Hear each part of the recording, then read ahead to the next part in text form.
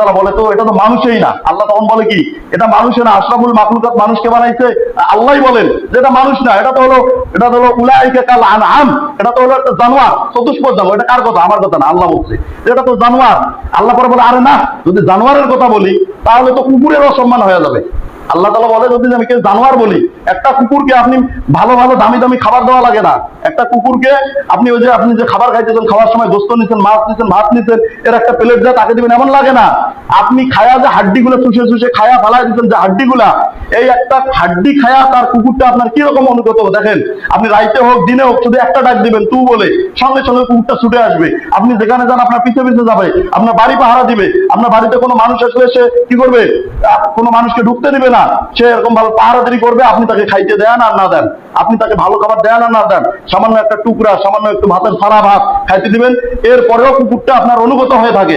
অথচ মানুষ কি করতেছে দেখেন। এই জন্য আল্লাহ বলে আরে না, আমি যদি এদেরকে জানোয়ার বলি, কুকুরের সঙ্গে তুলনা করি, তাহলে কুকুরেরও সম্মান হয়ে যাবে। এজন্য আল্লাহ শেষে আরেকটা কথা বলেন যে বালহুম আদাল, এরা এই কুকুরটার থেকেও নিকৃষ্ট।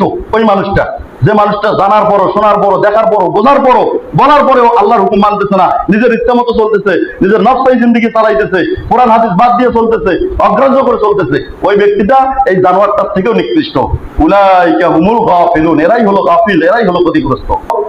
আমাদের যেমন নামাজ পড়া একটা ইবাদত, রোজা রাখা একটা ইবাদত, যাকাত দেওয়া একটা ইবাদত, হজ করা একটা ইবাদত, এমনই ভাবে আমাদের বিবাহটা ইবাদত কিনা বলেন তো দেখি? বিবাহটা কি? মুসলমানদের বিবাহটাও একটা ইবাদত। মুসলমানের বিবাহ করাটাও কি একটা ইবাদত। এই বিবাহের কারণে গুনাহের কাছ থেকে বেঁচে যায়। বিবাহের কারণে এর সমস্ত নবী রাসূলরা বিবাহ করছেন। এটা বিবাহ করা সুন্নত, তার জন্য ফরজ, তার জন্য সুন্নত, তার জন্য মুস্তাহাব। এজন্য এই বিবাহটাও মুসলমানদের একটা ইবাদত। একজন পুরুষের স্ত্রীর প্রয়োজন আছে ব্যক্তিগতভাবে, পারিবারিকভাবে, সমস্ত কাজে কর্মে, সবকিছুতেই স্ত্রীর প্রয়োজন আছে কিনা? যেমনই ভাবে পুরুষের স্ত্রীর প্রয়োজন আছে, ঠিক স্ত্রীরও তেমনই ভাবে স্বামীর প্রয়োজন আছে। এই কারণেই আল্লাহ তাআলা প্রত্যেক পুরুষের জন্য তার স্ত্রীকে সৃষ্টি করছেন, তৈরি করছেন।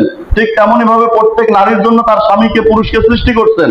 এবং এটাকে সুন্দরভাবে যেন তারা, এটাও ইবাদতের মধ্যে গণ্য হয়, এটাও সওয়াবের মধ্যে গণ্য হয়, এর দ্বারা উপকৃত হইতে পারে। এই কারণে আল্লাহ তাআলা সুন্দর সিস্টেম, সুন্দর নিয়ম দিয়ে দিচ্ছেন।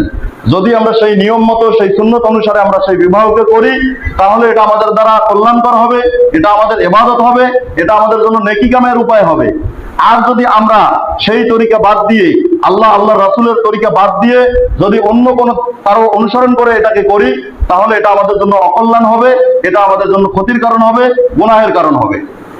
এই জন্য ইবাদত যেমনই ভাবে নামাজ যখন আদায় করি, নামাজের আগে আমরা আধা ঘন্টা মাইক বাজাই, গান বাজাই, না কি বলেন? আজানের আগে, নামাজের আগে আধা ঘন্টা ধরে ডিজে পার্টি বাজাই, তারপরে নামাজ শুরু করি। কেমন মনে হয়? নামাজের আগে আধা ঘন্টা মসজিদের সামনে একেবারে বক্স লাগাইয়া গান ছাড়িয়ে দিলাম, চলতে থাক। তারপরে যখন নামাজের সময় হবে গান বন্ধ করে এসে নামাজ পড়বো। এরকম করা যায় না? কি বলেন? এটা করলে কি হবে বলেন দেখি? এরকম যদি এটা কোনো মানুষ করে, তা আপনারা কি করবেন? যারা 5 ওয়াক্ত নামাজ জীবনে পড়েন না, সেও বলবেন এই মসজিদের সামনে আসে তুই গান বাজাইতেছিস, এত বড় সাহস, সেও মারতে যাবে। কেন? ইবাদতের আগে, নামাজের সময় এই কাজটা করা যায় না। তো নামাজের সময় আগে যদি গান বাজানো না যায়, নামাজের পরে যদি গান বাজানো না যায়, তাহলে কোন আলেম বলছে আপনাদেরকে, কোন হাদিসে আপনারা পাইছেন যে বিবাহের সময় গান বাজনা করতে হয়, ডিজে পার্টির আয়োজন করতে হয়, মাইক বাজাইতে হয়, বক্স বাজাইতে হয়? বলেন তো, কে বলতে পারবেন যে আমরা অমুক আলেমের কাছে শুনছি? সহিহ হাদিস বাদ দেন, জয়ীফ হাদিস বাদ দেন, যে একটা জাল হাদিস, যে হাদিসটা আল্লাহ রাসূল বলে নাই, একজন আলেম বানায় বলছে একটা হাদিস, এরকম একটা হাদিস আপনারা বলতে পারবেন যে অমুক আলেম একটা জাল হাদিস বলছে বা একটা দুর্বল হাদিস বলছে যে এই হাদিসের মধ্যে আছে বিবাহ করাইলে বিবাহের মধ্যে গান বাজনা, নাচের আসর, গানের আসর করতে হয়? পারবেন বলতে? তাহলে এই যে এত টাকা দিয়া দূর থেকে খতিব এনে এই বয়ান করার কি প্রয়োজন আছে আমাদেরকে বলেন? যদি আপনারা কোরআন হাদিসের কথা নাই মানেন, যদি ইমাম সাহেবের কথা নাই মানেন, তাহলে এত টাকা পয়সা খরচ করে, লক্ষ লক্ষ টাকা খরচ করে ওয়াজ মাহফিল করার কি প্রয়োজন আছে বলেন? কি দরকার আছে? আপনার কথা মানি না, তো সুতরাং আপনার কথা শোনার আমার কি দরকার আছে? কোনো দরকার নাই। তাহলে তো ওই আমাদের এখানকার যে মনবলা হুজুর ছিল, উনি ঠিক ছিল। উনি ওই সবসময় বিবি আসিয়ার ঘটনা, বিবি মরিয়মের ঘটনা বলছে, এগুলাই শুনতে থাকতেন। তো এই এত টাকা খরচ করে, এত হাদিয়া দিয়ে দূর থেকে বড় মাওলানা আনে এই খুতবা দেওয়ার কি দরকার আছে? কোরআন হাদিসের কথা কি বলার প্রয়োজন আছে? যদি আপনার কথা নাই মানেন, কি দরকার আছে বলেন? যদি আপনার ব্যক্তিগত জীবন, আপনার বৈবাহিক জীবন, আপনার লেনদেন, আপনার কাজকর্ম, আপনার চাকরি ব্যবসা যদি কোরআন হাদিস অনুযায়ী না হয়, যদি নাই মানেন, তাহলে না আছে ইমামের দরকার, না আছে খুতবার দরকার, না আছে ওয়াজ মাহফিলের দরকার, না আছে মসজিদে আসার, না আছে নামাজের। কি দরকার আছে? মানতে হবে প্রত্যেক জায়গায়। আল্লাহ তাআলা বলেন, ইয়া আইয়ুহাল্লাযীনা আমানু উদখুলু ফিস সিলমি কাফা। হে ঈমানদারগণ, তোমরা পুরাপুরি ইসলামের ভিতরে প্রবেশ করো। কিছু মানবে কিছু মানবে না, এইরকম মুসলিম, এইরকম ঈমানদার আল্লাহর প্রয়োজন নাই। পুরাপুরি যা মানবে পুরাপুরি। যখনই বলছো লা ইলাহা ইল্লাল্লাহ, তখনই তোমরা দুনিয়ার সমস্ত গায়রুল্লাহকে বাদ দিয়া একমাত্র আল্লাহর রশিকে গলার মধ্যে ধরতে হবে। আল্লাহ যে গন্ডি তোমাদেরকে দিচ্ছেন, এই গন্ডির ভিতরে থাকতে হবে। নিজের ইচ্ছা মতো চাইলে কিছু করতে পারবে না, নিজের ইচ্ছা মতো কিছু চাইলে ছাড়তে পারবে না। বরং যা আল্লাহ রাসূলের পক্ষ থেকে আমাদেরকে দেওয়া হয়েছে, যে জীবন বিধান কোরআনকে দেওয়া হয়েছে, যে ইসলাম তোমাদেরকে দেওয়া হয়েছে, এই ইসলাম অনুযায়ী, এই কোরআন অনুযায়ী, এই হাদিস অনুযায়ী এভাবে তোমার জীবনকে পরিচালনা করতে হবে। যদি করতে পারো তবেই তো তোমার কাছে মৃত্যুর আগে আল্লাহর রহমতের ফেরেশতা এসে সুসংবাদ দিবে। আর যদি না করো, তাহলে তোমাদের জন্য কঠিন বিপদ আছে, যেটা বিভিন্ন আয়াতে আল্লাহ তাআলা বলছেন। এই জন্য বিবাহ হলো একটা ইবাদত। এই বিবাহের মধ্যে কোনো ধরনের গান বাজনার কোনো ইসলামের রীতি নাই, কোনো নিয়ম নাই।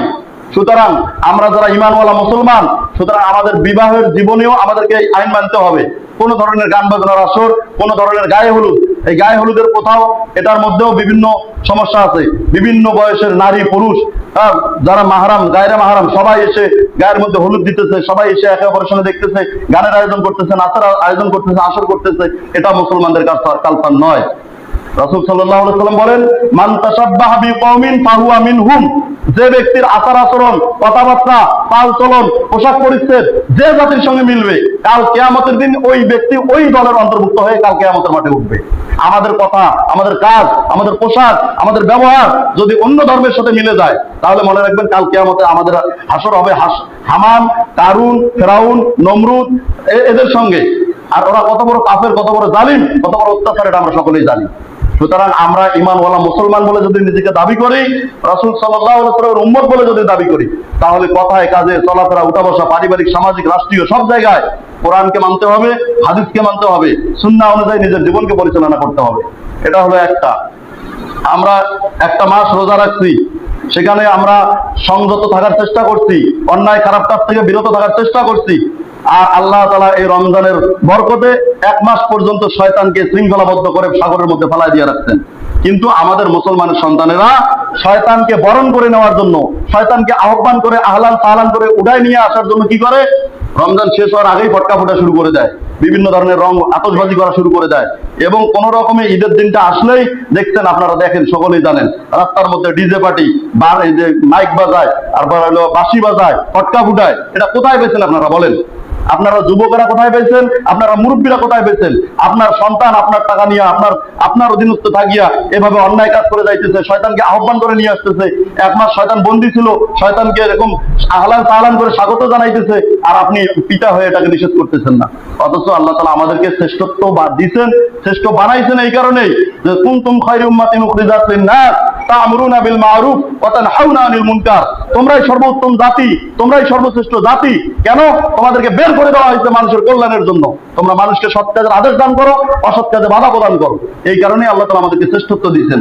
আর যদি আমরা এটা আদায় না করি, তাহলে আল্লাহ তাআলা বলেন, ওয়ালাকাদ জারা'না লিজাহান্নামা কাসীরাম মিনাল জিন্নি ওয়াল ইনস লাহুম কুলুবুন লা ইয়াফকাহুনা বিহা ওয়া লাহুম আ'য়ুনুন লা ইবসিরুনা বিহা ওয়া লাহুম আযানুন লা ইয়াসমাউনা বিহা উলাইকা কাল আনআম বাল হুম আদাল। যে আল্লাহ তাআলা বলেন, আমি অধিকাংশ মানুষ এবং জিনকে বানাইছি জাহান্নামের জন্য, জাহান্নামের মধ্যে জ্বলবে অধিকাংশ।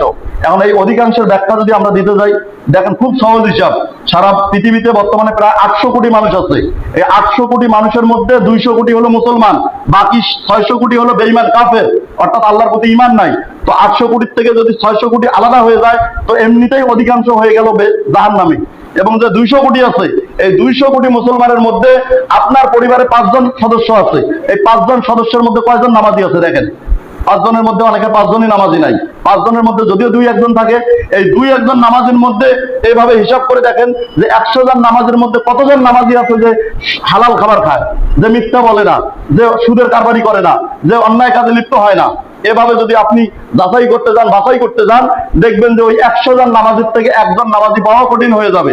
সুতরাং কাল কিয়ামতের মাঠে যাদের নামাজের হিসাব ঠিক হবে তাদেরকে তাদের সমস্ত ইবাদতগুলোকে সহি বলে গণ্য করা হবে, আর যাদের নামাজের হিসাব ঠিক হবে না তাদের অন্যান্য ইবাদতগুলো সহি বলে গণ্য করা হবে না। সুতরাং যদি আমাদের নামাজের এই অবস্থা হয় তাহলে হিসাব করে দেখেন আমাদের 200 কোটি মুসলমানের মধ্যে কতজন মানুষ জান্নাতের মধ্যে যাবে কাল কিয়ামতের মাঠে। আল্লাহ তাআলা অন্য আয়াতের মধ্যে বলেন, ওয়ামতাজুল ইয়াওমা আইয়ুহাল মুজরিমুন, আজকে আমার নেককার বান্দাদের থেকে বদকারদেরকে আলাদা করে দাও। হযরত আদম আলাইহিস সালামকে বলবে যে আমার নেককার বান্দাদের থেকে ওই গুনাহগার বান্দাদেরকে তুমি তোমার সন্তানদেরকে আলাদা করে দাও। জিজ্ঞাসা করবে আল্লাহ কতজনের থেকে কতজনকে আলাদা করে দেব? তখন আল্লাহ তাআলা বলবে 1000 জনের থেকে 999 জনকে আলাদা করে দাও। নাউজুবিল্লাহ। কতজন? 1000 জনের থেকে 999 জনকে আলাদা করে দিবে একজন মাত্র, অর্থাৎ 1000 মানুষের মধ্যে একজন নাজাত পাবে, বাকি 999 জনকে জাহান্নামের জন্য নিযুক্ত করা হবে। তাহলে আপনি আমি চিন্তা করে দেখি, আল্লাহ যে বলছেন যে আমি অধিকাংশ মানুষ এবং জিনকে জাহান্নামের জন্য বানাইছি, বাস্তব প্রমাণ আমাদের সামনে। এরপর কি বলছে যে এই মানুষগুলা কারা? আল্লাহ তাআলা পরে বলেন যে এদেরকে যখন ভালো কথা বলা হয় তখন তাদের দিল আছে, এই দিলের মধ্যে এই কথার আসর নেয় না, এই কথাকে গ্রহণ করে না, কান দিয়ে কোরআন হাদিসের কথা শুনে, তাদেরকে দাওয়াত দেওয়া হয়, বলা হয় শুনে, এরপর এটাকে শুনিয়ে না শোনার ভান করে চলে। তারা চোখ দিয়ে আল্লাহর নিদর্শন দেখতেছে। আল্লাহ এই যে কিছুদিন আগে দেখেন কিভাবে ভূমিকম্প দিয়া বাড়ি ঘর ধসাই দিল, বিল্ডিং ধসাই দিল, কিভাবে মানুষ এরকম ভূমিকম্পে মারা যাইতেছে, উপর থেকে বৃষ্টি বজ্রপাতের কারণে মারা যাইতেছে, পানির ঢেউয়ের কারণে মারা যাইতেছে, বিভিন্ন আযাব দিয়ে আল্লাহ তাআলা আমাদেরকে নিদর্শন দেখাইতেছে। এভাবে দেখার পরও, শোনার পরও, জানার পরও আমরা এটাকে অগ্রাহ্য করে চলতেছি, তখন আল্লাহ তাআলা বলে তো এটা তো মানুষই না। আল্লাহ তখন বলে কি এটা মানুষে না, আশরাফুল মাখলুকাত মানুষকে বানাইছে। আল্লাহই বলেন যে এটা মানুষ না, এটা তো হলো উলাইকা কাল আনআম, এটা তো হলো একটা জানোয়ার, চতুষ্পদ জানোয়ার। এটা কার কথা? আমার কথা না, আল্লাহ বলছে এটা তো জানোয়ার। আল্লাহ পরে বলে আরে না, যদি জানোয়ারের কথা বলি তাহলে তো কুকুরের অসম্মান হয়ে যাবে। আল্লাহ তাআলা বলে যদি আমি জানোয়ার বলি, একটা কুকুরকে আপনি ভালো ভালো দামি দামি খাবার দেওয়া লাগে না। একটা কুকুরকে আপনি ওই যে আপনি যে খাবার খাইতেছেন, খাওয়ার সময় গোস্ত নিছেন, মাছ নিছেন, ভাত নিছেন, এর একটা প্লেট যা তাকে দিবেন এমন লাগে না। আপনি খায়া যে হাড্ডিগুলো চুষে চুষে খায়া ফালাই দিচ্ছেন যে হাড্ডিগুলা, এই একটা হাড্ডি খায়া তার কুকুরটা আপনার কিরকম অনুগত দেখেন। আপনি রাইতে হোক দিনে হোক শুধু একটা ডাক দিবেন তু বলে, সঙ্গে সঙ্গে কুকুরটা ছুটে আসবে। আপনি যেখানে যান আপনার পিছে পিছে যাবে, আপনার বাড়ি পাহারা দিবে। আপনার বাড়িতে কোনো মানুষ আসলে সে কি করবে? কোনো মানুষকে ঢুকতে দিবে না, সে এরকম ভাবে পাহারাদারি করবে। আপনি তাকে খাইতে দেন আর না দেন, আপনি তাকে ভালো খাবার দেন আর না দেন, সামান্য একটা টুকরা, সামান্য একটু ভাতের সারা ভাত খাইতে দিবেন, এরপরেও কুকুরটা আপনার অনুগত হয়ে থাকে। অথচ মানুষ কি করতেছে দেখেন। এই জন্য আল্লাহ বলে আরে না, আমি যদি এদেরকে জানোয়ার বলি, কুকুরের সঙ্গে তুলনা করি, তাহলে কুকুরেরও সম্মান হয়ে যাবে। এজন্য আল্লাহ শেষে আরেকটা কথা বলেন যে বালহুম আদাল, এরা এই কুকুরটার থেকেও নিকৃষ্ট। ওই মানুষটা, যে মানুষটা জানার পরও, শোনার পরও, দেখার পরও, বোঝার পরও, বলার পরেও আল্লাহর হুকুম মানতেছে না, নিজের ইচ্ছা মতো চলতেছে, নিজের নফসাই জিন্দেগি চালাইতেছে, কোরআন হাদিস বাদ দিয়ে চলতেছে, অগ্রাহ্য করে চলতেছে, ওই ব্যক্তিটা এই জানোয়ারটার থেকেও নিকৃষ্ট। উলাইকা হুমুল গাফিলুন, এরাই হলো গাফিল, এরাই হলো ক্ষতিগ্রস্ত। সুতরাং আমরা যদি নিজেকে ঈমানওয়ালা বলে দাবি করি, মুসলমান বলে দাবি করি, তাহলে আমার ব্যক্তিগত, পারিবারিক, সামাজিক, রাষ্ট্রীয়, অর্থনৈতিক সব জায়গার মধ্যে যদি আমরা রবকে রব বলে মেনে নেই, আমার জীবনকে কোরআন হাদিস দ্বারা পরিচালনা করি, তবেই আল্লাহ তাআলা সুসংবাদ দিবেন। ইন্নাল্লাযীনা ক্বালু রাব্বুনাল্লাহ সুম্মা ইসতাকামু তাতানাজ্জালু আলাইহিমুল মালায়েকাতু আল্লা তাখাফু ওয়া লা তাহজানু ওয়া আবশিরু বিল জান্নাতিল্লাতী কুনতুম তুআদুন। আল্লাহ তাআলা বলেন নিশ্চয়ই যারা বলে আমাদের রব আল্লাহ, এই কথা যারা বলবে শুধু মুখে বলে ক্ষান্ত হবে না। ইকরার বিল লিসান, তাসদিক বিল জিনান, আমল বিল আরকান। জবানে বলবে, দিলে বিশ্বাস করবে, নামাজের দ্বারা, রোজার দ্বারা, হজ করার দ্বারা, যাকাত দেওয়ার দ্বারা, ওষুধ দেওয়ার দ্বারা, বিবাহের মধ্যে সুন্নত তরিকা পালন